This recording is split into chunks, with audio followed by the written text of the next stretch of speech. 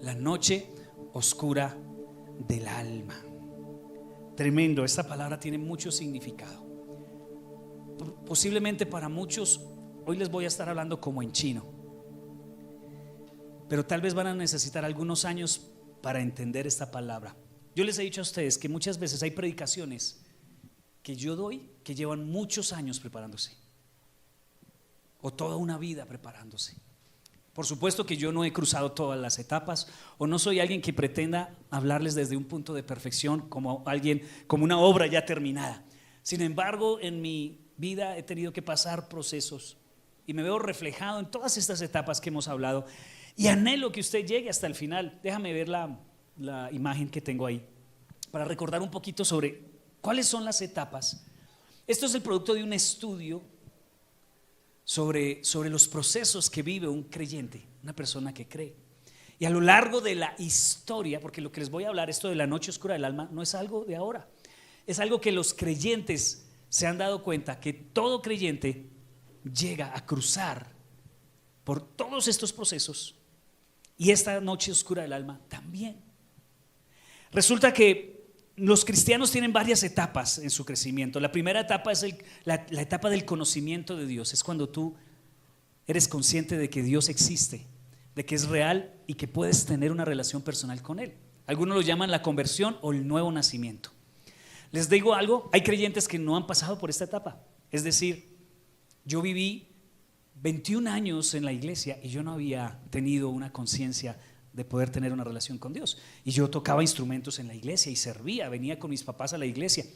Y hasta los 21 años, cuando estaba ya casado, fue cuando yo tuve un encuentro real con Dios y fui consciente de que Dios me amaba y que yo podía tener una relación con Él.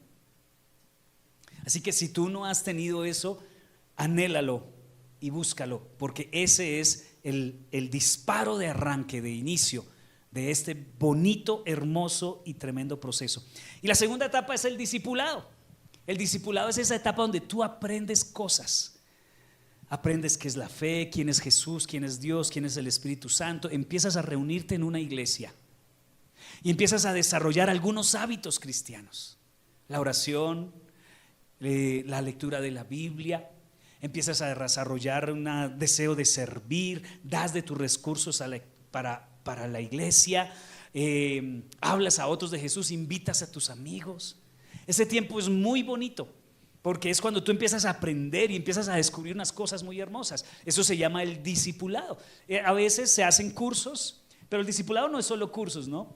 Pero hay cursos, digamos, en la iglesia tenemos cursos de discipulado para las personas que dan el siguiente paso a convertirse. Por ejemplo, el bautismo hace parte de esa área, ese tiempo del discipulado. Aún de esa primera etapa, cuando conoces a Jesús, los primeros pasos que dan las personas es bautizarse de manera consciente. Es decir, yo quiero bautizarme porque tengo una relación con Dios.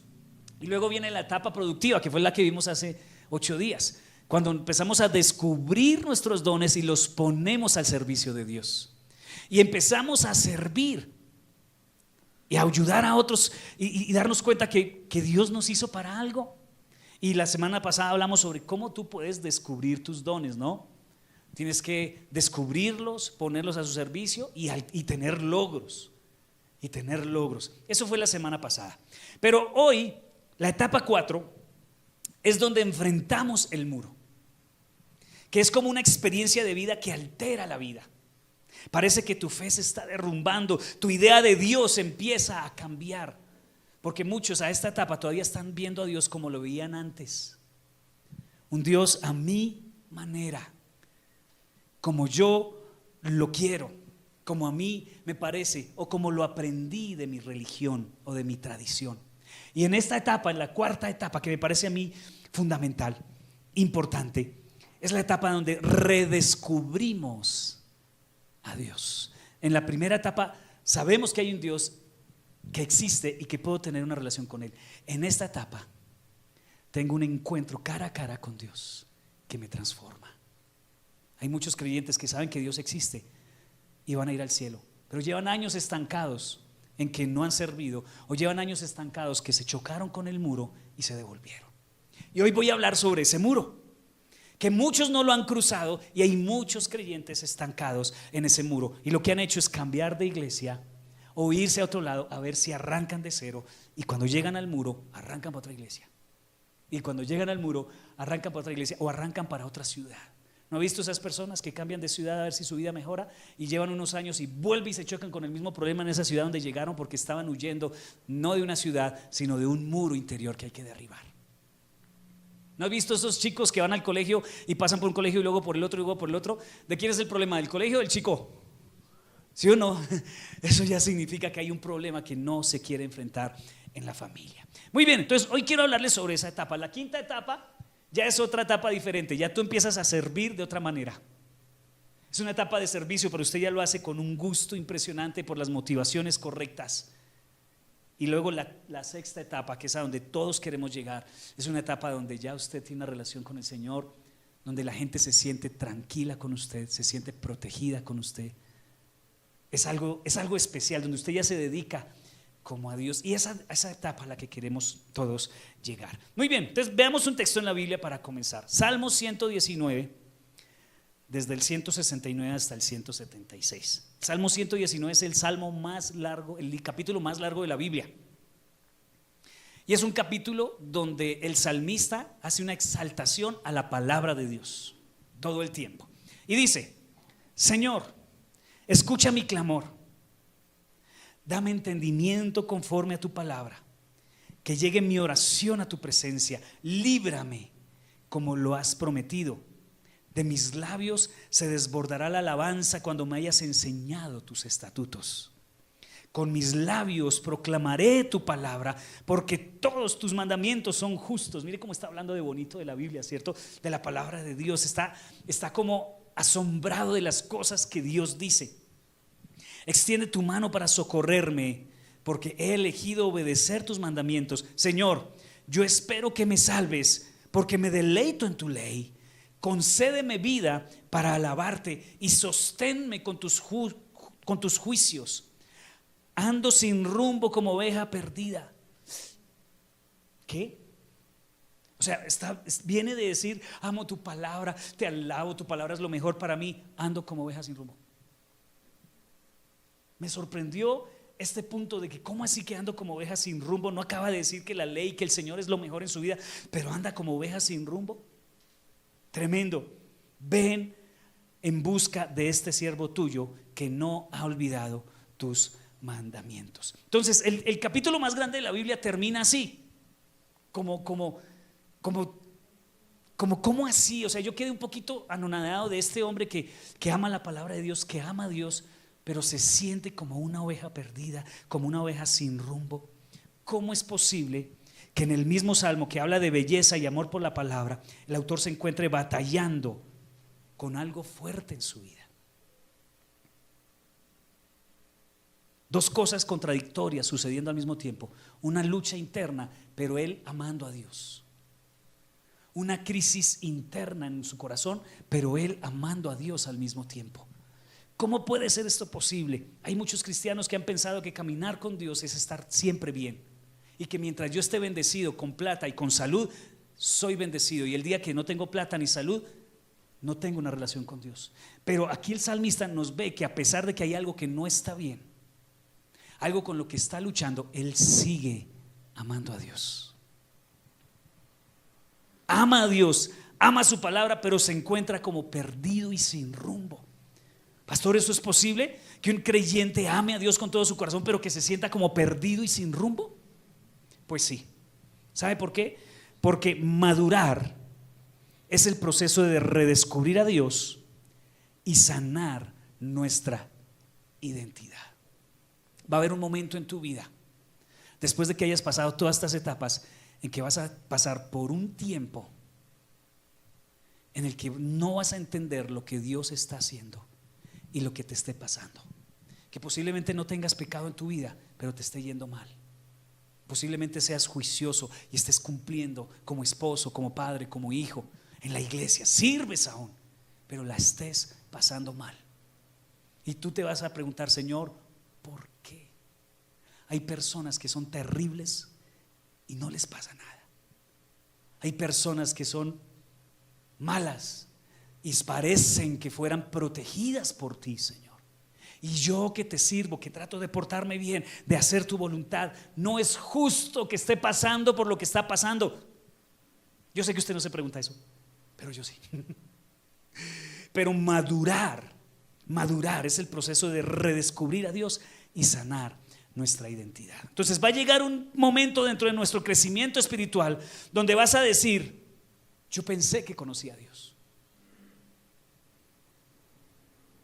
pero Dios está saliendo como de mi idea, como del concepto que yo tenía de Dios. Todos hemos creado un concepto de Dios en nuestra mente y muchas veces ha sido un concepto creado por nuestra cultura, nuestra tradición.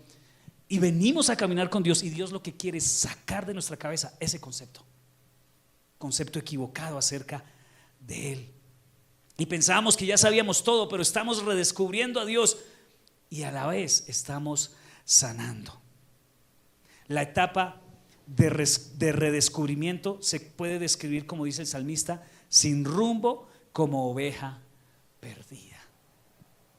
Durante esta etapa, la etapa número 4 de redescubrir a Dios y sanarnos a nosotros, vamos a atravesar algo de lo que hemos hablado desde el principio de esta serie, que se llama el muro.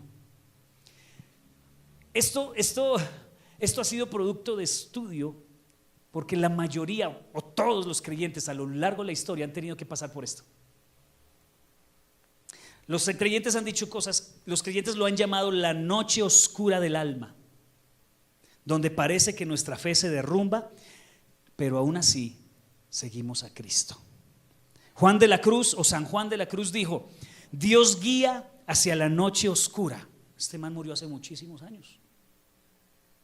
Sin embargo, él tuvo que pasar este proceso. Y él dijo: Dios guía hacia la noche oscura a aquellos a quienes Él desea purificar de todas estas imperfecciones para que puedan avanzar aún más. Hay creyentes estancados y Dios quiere llevarlos a un nuevo nivel y va a permitir posiblemente que tengamos que pasar por un tiempo de noche oscura del alma. Así que dile al que está al lado: te están purificando. Dígaselo a él: Lauris, te están purificando.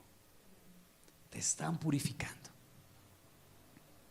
para que avances, De eso se tratan las dificultades, de eso se tratan las crisis que tú y yo estamos viviendo. Estamos siendo purificados. Vivimos crisis porque Dios quiere sacar la escoria de nuestro corazón.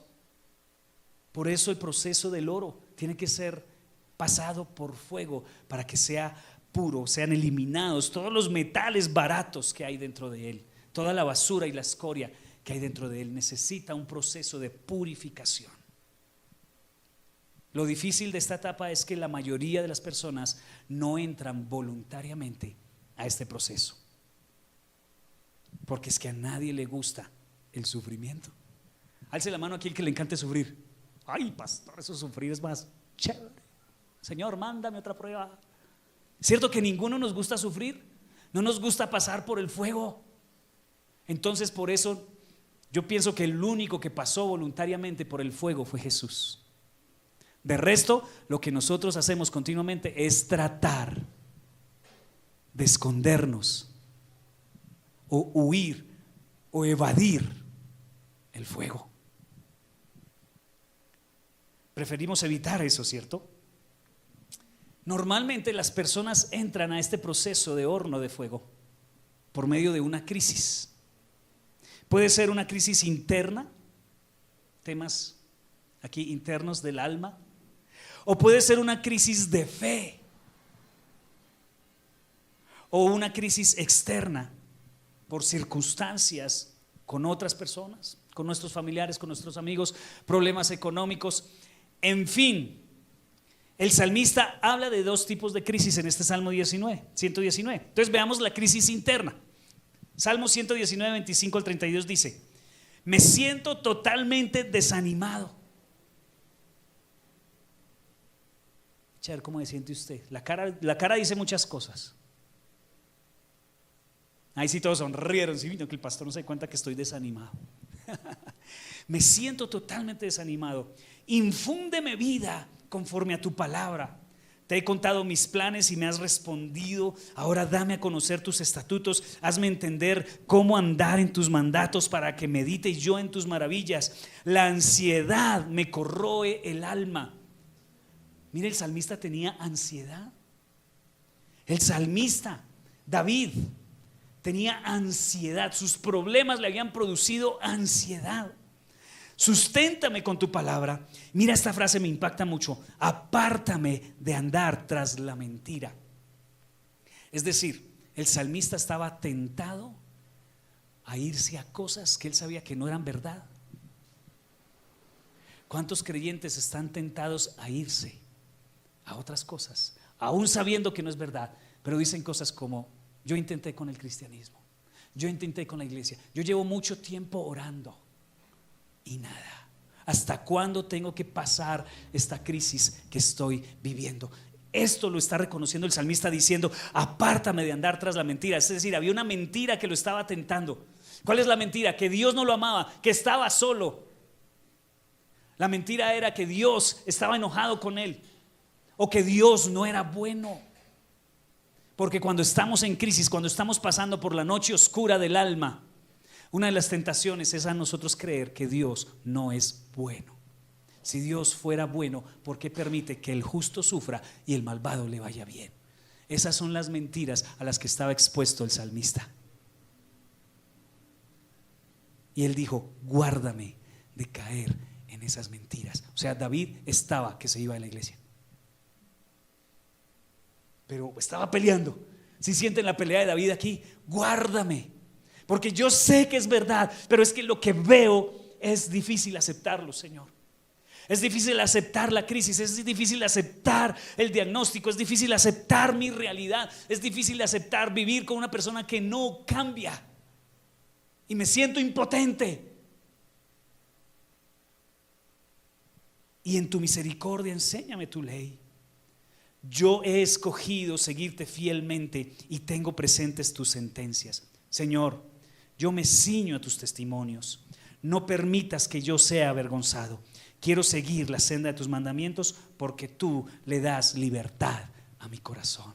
Él sabía que su corazón estaba atado, que su corazón necesitaba ser libre. Por eso necesitamos cruzar por la noche oscura del alma, porque nuestro corazón está atado. Entonces, este salmista está teniendo una crisis de fe y una crisis emocional al mismo tiempo, ¿cierto? Interna. Ahora el salmista también nos habla de crisis externa. Salmo 119, 109 dice: mi vida está siempre en peligro. Entonces parece que estaba amenazado. Tenían enemigos. Entonces esa es una crisis externa. Un enemigo, una persona que vino y le hizo la vida imposible, alguien que le robó, alguien que lo atacó, no sé. Dice: pero no me olvido de tu ley. Gente malvada me ha tendido trampas.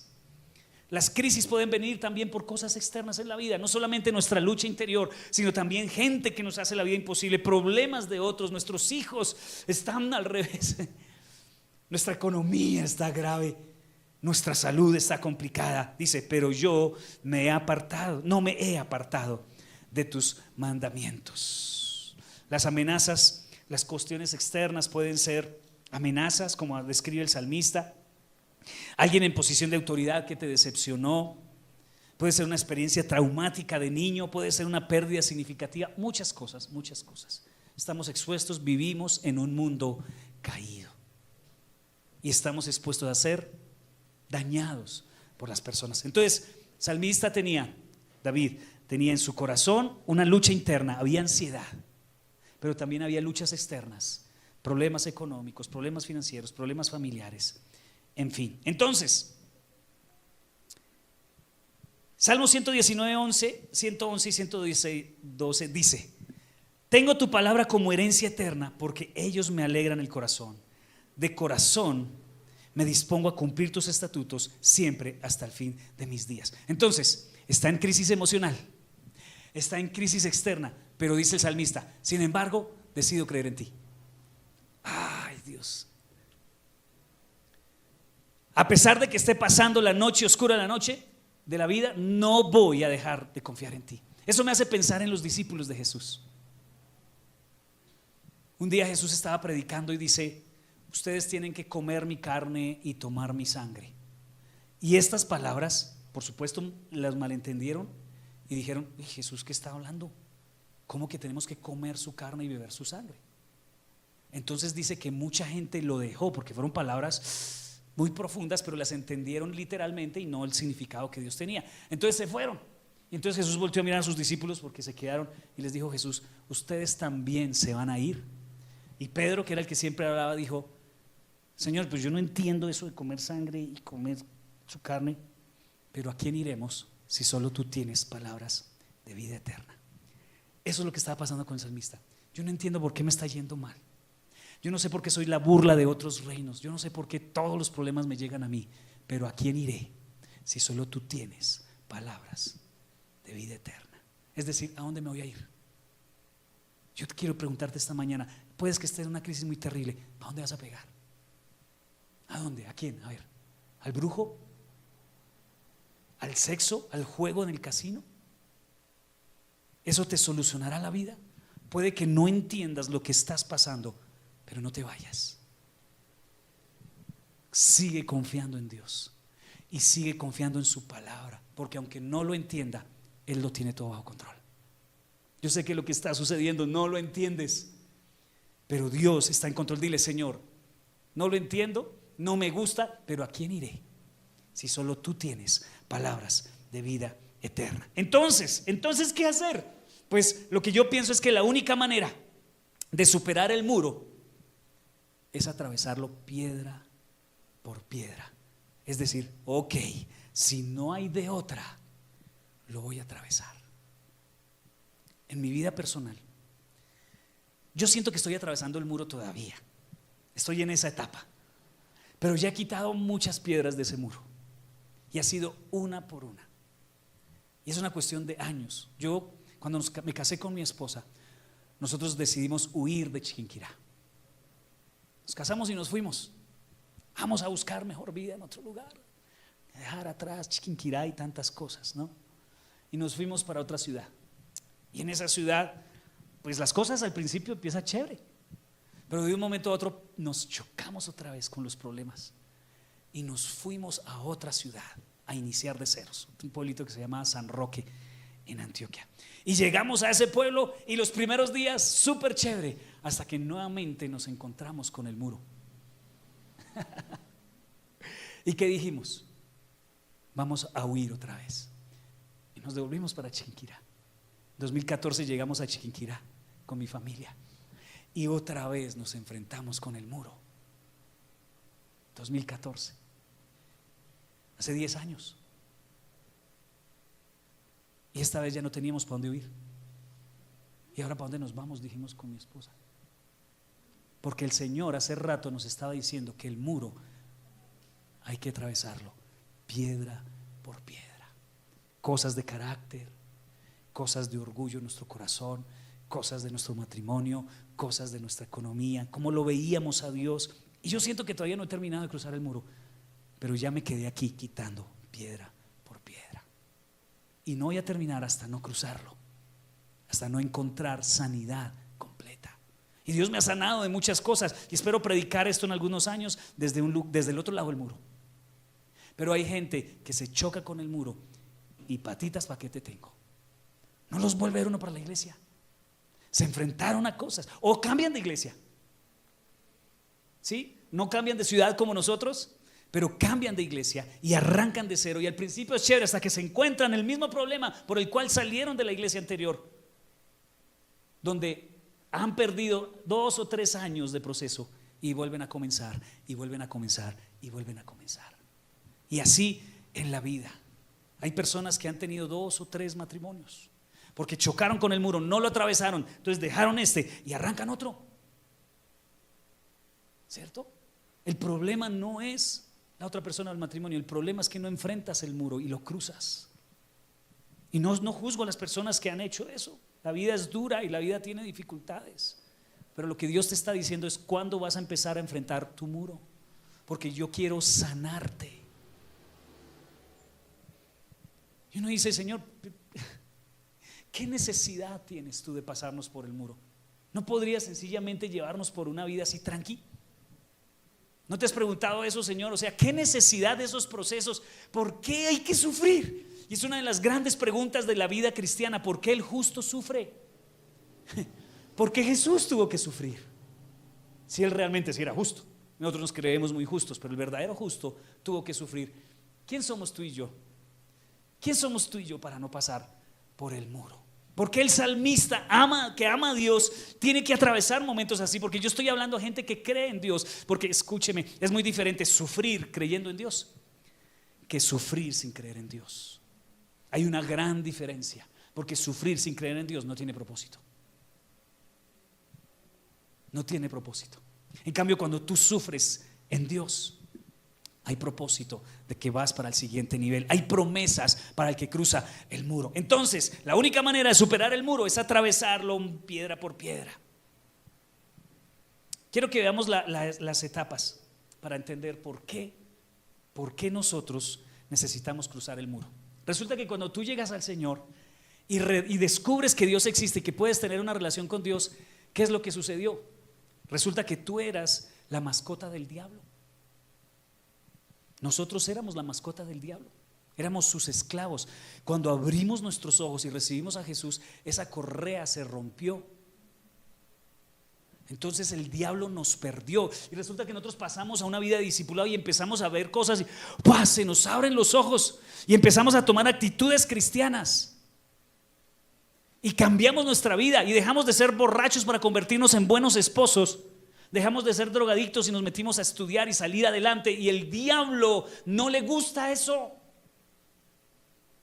Al diablo no le gusta que progreses. Al diablo no le gusta que ya no seas su mascota, que ya no seas su esclavo. Por eso pasas al siguiente nivel donde empiezas a tener una vida productiva y resulta que el que era esclavo tú del diablo ahora es un enemigo porque está sacando personas del infierno. ¿Y tú qué creías? ¿Que el diablo no iba a hacer nada? ¿De verdad usted creía que el diablo nos iba a alborotar o que te iba a dejar salir fácil? Te quiere recuperar. Te quiere volver a poner la correa. Por eso es que va a enviar todos los dardos posibles para desanimarte, hacerte retroceder y volver a ser esclavo de él. Por eso son los problemas. Ay, Dios, mira este problema que me enviaste. Dios no te envió ningún problema. Es el enemigo que no se iba a quedar quieto. Señor, ¿y por qué no me defiendes? ¿Saben por qué? Creo que tengo una imagen. ¿Sí está ahí? La siguiente.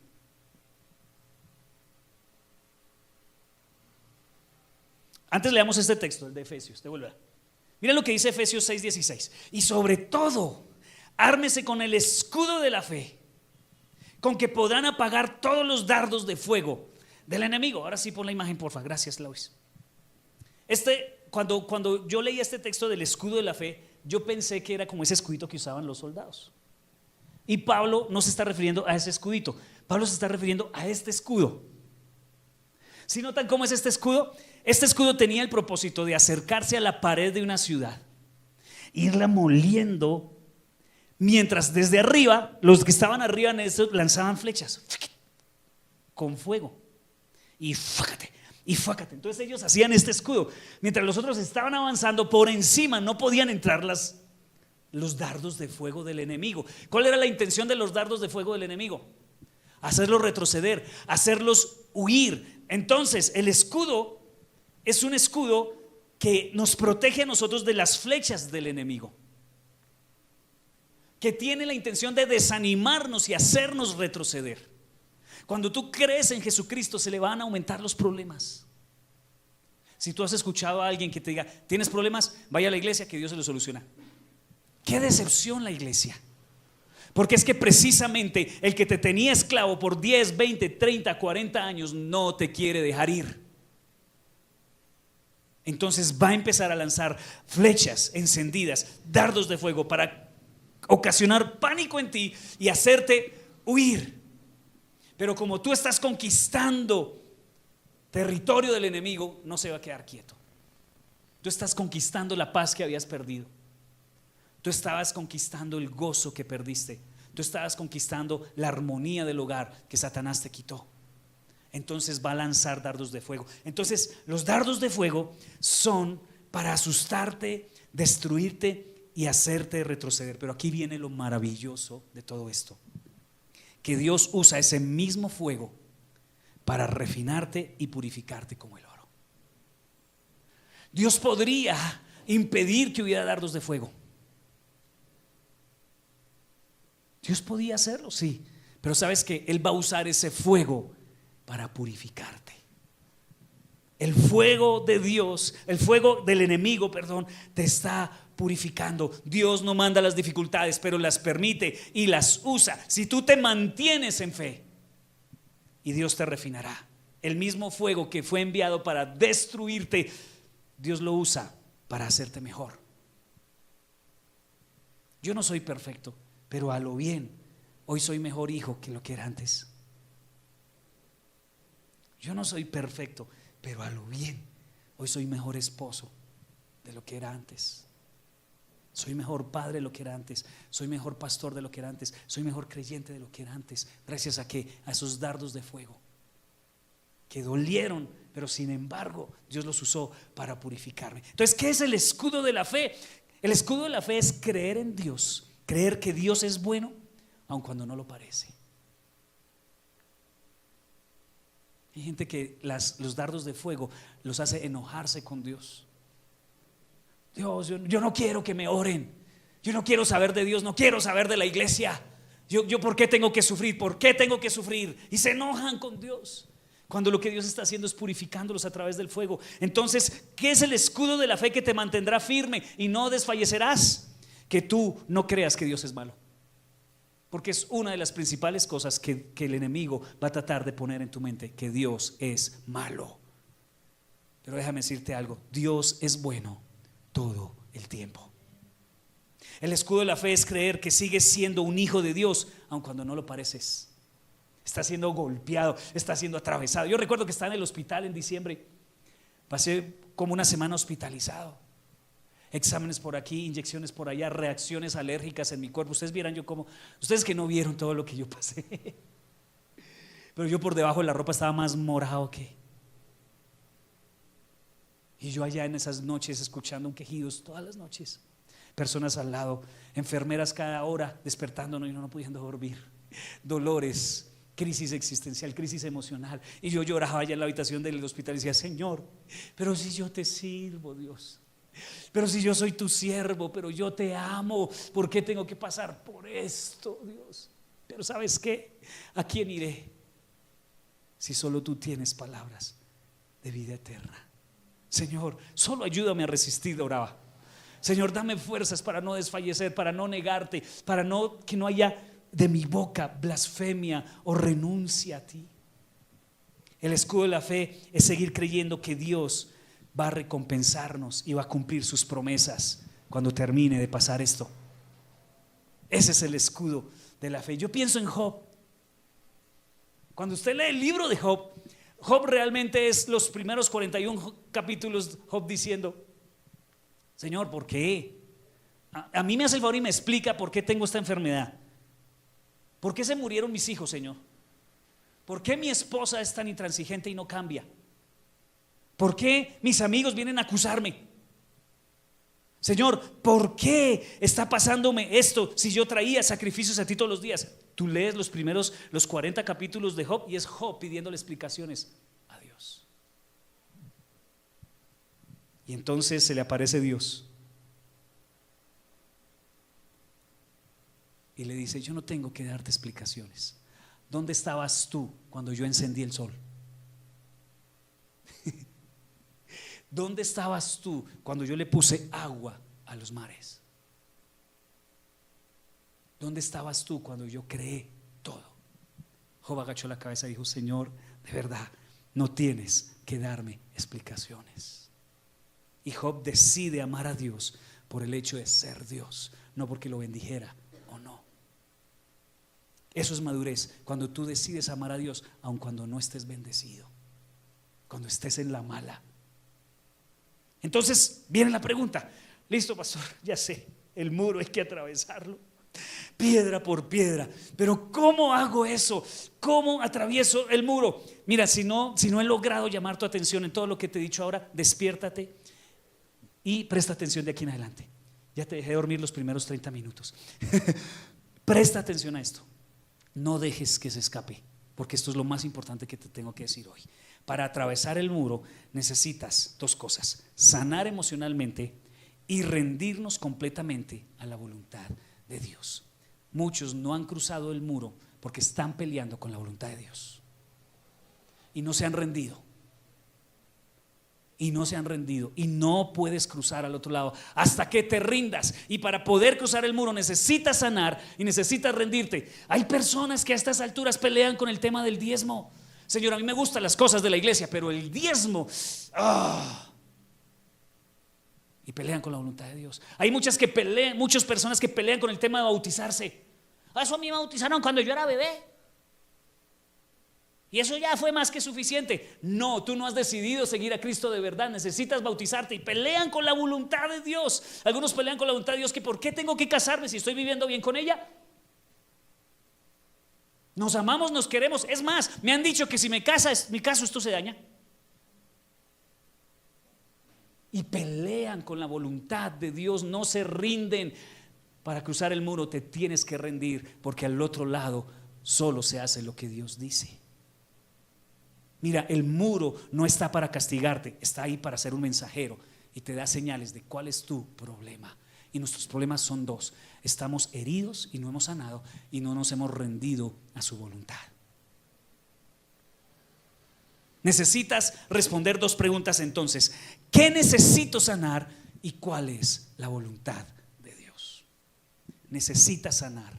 Dios te quiere sano. Cuando el hijo pródigo llegó a casa, el papá lo abrazó y venía oliendo a puerco. En esa época no se usaba el desodorante, no se había descubierto que el limón funcionaba, y llevaba meses oliendo a todo menos a bueno. Y el papá lo recibió y le dio un abrazo y se untó de él, pero después lo mandó a bañar. Arréglese, hermano, porque aquí en mi casa tienes que estar sano, limpio. Y muchas personas no les gusta eso, quieren seguir puerquitos, heridos, lastimados, llenos de coraza, un corazón endurecido por todo lo que ha pasado. Ni siquiera analizan por qué actúan como actúan. Pero el muro es para darte cuenta que tienes problemas que tienes que sanar. Necesitas decirle a Dios que estás dispuesto a dejar que Él te sane lo que tenga que sanar y hacer lo que Dios te está pidiendo en ese momento. ¿Qué te está pidiendo Dios? Este muro es una señal de que Dios te está pidiendo algo y que tú te estás negando a obedecerle. Ay, no, es que la gente le falta amor y me voy. Mentiras, Dios le está mostrando algo y no lo quiere aceptar. No lo quiere aceptar. Dios quiere ayudarte a cruzar el muro, quiere sanarte y llevarte a un crecimiento, avanzar a tu madurez espiritual. Y para eso quiero darte 3 consejos rapiditos y nos vamos. Entonces, para cruzar el muro, lo primero que tienes que hacer es lo siguiente: no te atores en solo cuestionar. Ríndete a Jesús, ríndete a Cristo. A veces voy donde personas que están muy heridas y están enojadas con Dios, y solo la única palabra que ellos tienen en su boca es ¿por qué? ¿Y por qué? ¿Y por qué? ¿Y por qué hay tantos niños muriéndose en África? ¿Y por qué la gente en La Guajira? ¿Y por qué? ¿Y por qué? Y solo cuestionan. ¿Y por qué a mí? ¿Y por qué a mí? No es justo, no es justo. Y solo cuestionan, y solo cuestionan, y solo cuestionan. Si tú quieres cruzar el muro, tienes que dejar de cuestionar y rendirte a Jesús. Señor, no necesito respuestas, necesito sanidad. Porque ¿qué sacas con recibir una respuesta? Eso no te sana. ¿Acaso saber por qué murió tu familiar te va a sanar? A veces no necesitamos respuestas. Hay gente que ha recibido respuesta y no ha sido sanada, porque la respuesta no te sana. Y muchas veces Dios determina no dar explicaciones, no las da. Primero, porque es Dios y no tiene que darlas. Y segundo, porque Él sabe por qué no las da. No me conviene saber, no lo entiendo. Pero entonces tienes que renunciar a querer saber la razón de todas las cosas.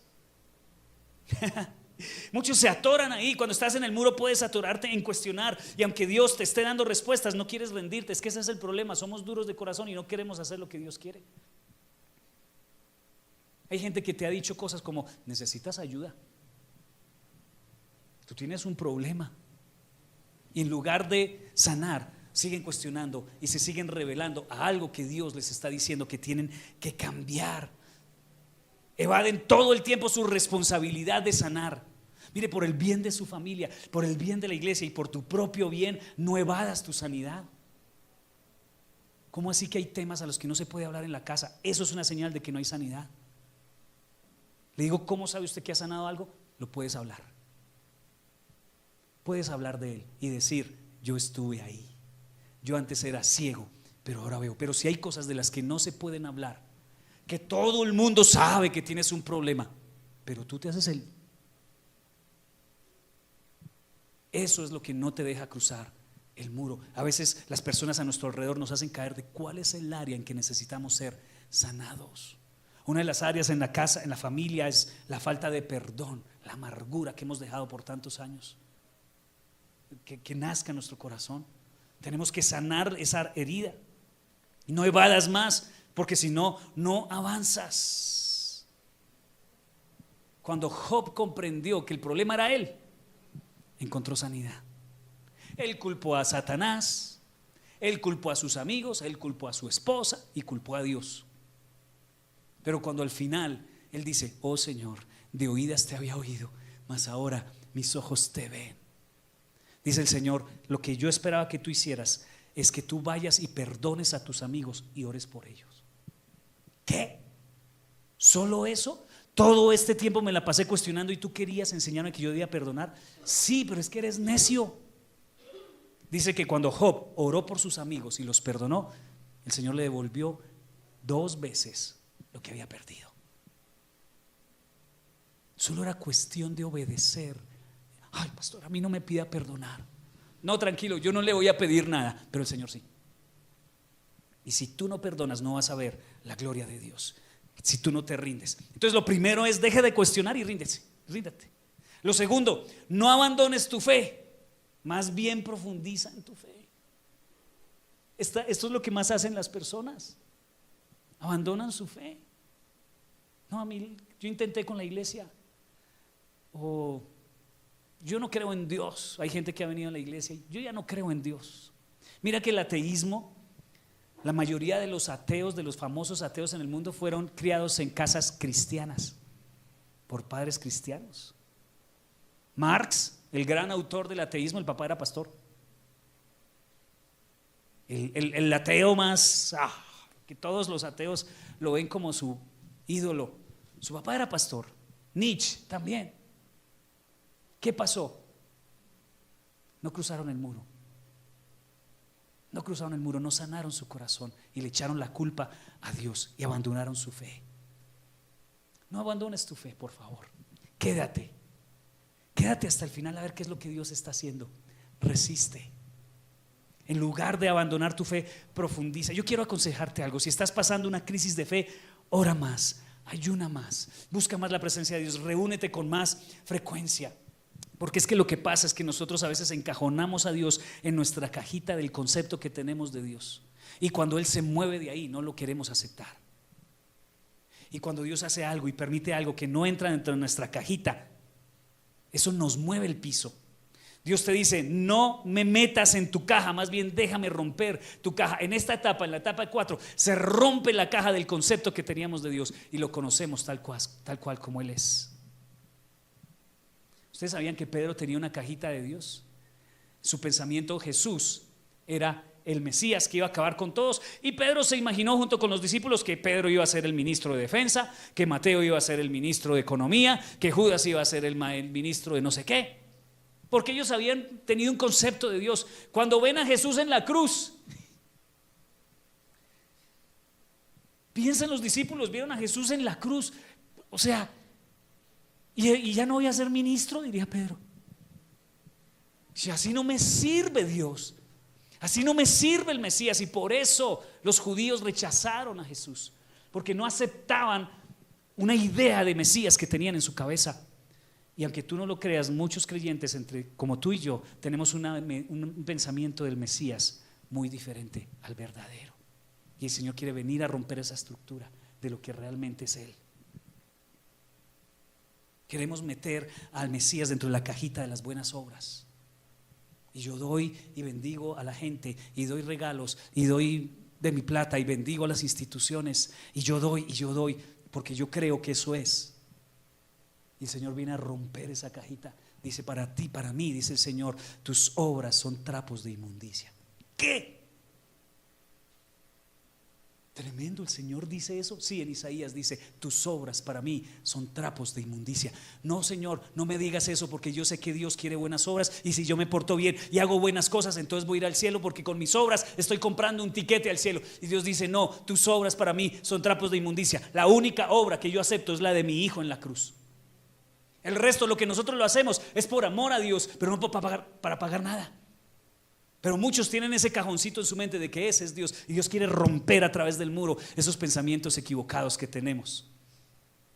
Debemos ser como el salmista, que decía: yo me amarro a tu palabra, aunque no sé qué es lo que está pasando, y yo sigo creyendo en él a pesar de que no entiendo. Quiero animarte a que, si estás pasando por el muro, un retiro espiritual te sentaría muy bien. Un tiempo de ayuno te sentaría de maravilla. Quizás tienes que aprender a orar diferente. Tú eres de los que ora por los alimentos: Señor Padre, bendiga estos alimentos y bendiga al que lo cocina en el nombre de Jesús, y que no haya nada malo, quítale el veneno y ponle lo bueno. Hay gente que ora así, y esa es su oración. Usted tiene que empezar a cambiar esas cosas, esas estructuras que nos hacen: Padre nuestro que estás en el cielo, santificado sea tu nombre, venga a nosotros tu reino, venga nuestro amén. Hay que romper esas estructuras, de que tú puedas hablarle con un corazón totalmente abierto a Él. Y lo último: cuando estés cruzando por el muro, no te aísles, practica comunidad. Y quiero hacer énfasis en practica comunidad, porque practica en comunidad no es venir a la iglesia. Hay personas que están acá, pero no están. Y tú tienes que practicar comunidad. Mire lo que hizo Jesús, Mateo 26:38. En tal angustia que me invade, está la angustia que me invade, que me siento morir. Jesús estaba cruzando el muro. Les dijo: ¿a quiénes? A sus discípulos: quédense aquí y manténganse despiertos conmigo. Las mismas palabras del salmista: tengo angustia, la angustia me invade, ¿cierto? Jesús estaba cruzando el muro, ¿y qué hizo? No se aisló de sus discípulos a pesar de que ellos se durmieron. A pesar de que ellos no entendían, no se aisló de sus discípulos. Hizo comunidad, practicó comunidad, cogió y les abrió el corazón. Los discípulos, ¿qué solución tenían para Jesús? ¿Qué solución tenían para la angustia de Jesús? Ninguna. Pero Jesús les abrió el corazón. Y tal vez tú desprecias a este grupo de personas que está aquí alrededor tuyo. Desprecias a tu pastor, a la persona que está al lado. ¿Qué solución tienen ellos para mí? Jesús no los despreció, abrió su corazón y habitó en comunidad. Y eso trajo paz. Pero si tú, a pesar de que vienes a la iglesia, no practicas comunidad, es muy difícil cruzar el muro. En mi vida de pastor, muchas veces las personas se me acercan: pastor, tengo algo que contarle, cuente a ver. Y me alegra porque abren su corazón. No tengo solución para ellos, pero abrieron su corazón y descansaron. Y tienen una persona que ora por ellos para que crucen el muro.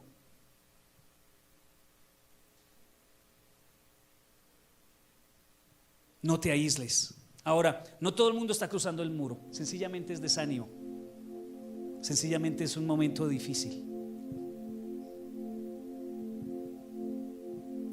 Tal vez tú no estás cruzando el muro. Déjame decirte, el muro es una situación muy dura de vida.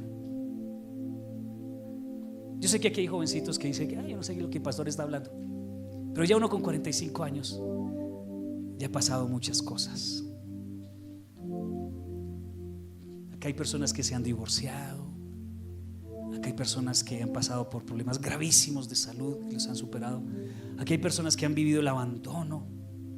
Aquí hay personas que tal vez ya cruzaron por la muerte de alguien. Y muchos dirán: yo no sé de lo que el pastor está hablando. No te afanes, esta predicación la vas a necesitar más adelante en la vida. Pero si tú estás cruzando por el muro, son problemas de esos que uno dice: graves, graves. Dios está contigo y está cruzando contigo el muro. Como hablábamos ahora, hay uno más entre las llamas. Hay uno más entre las llamas. El Señor no permitirá que te ahogues, Si te alejas de Dios, estás en peligro. No te alejes de Dios, porque no hay quien te defienda.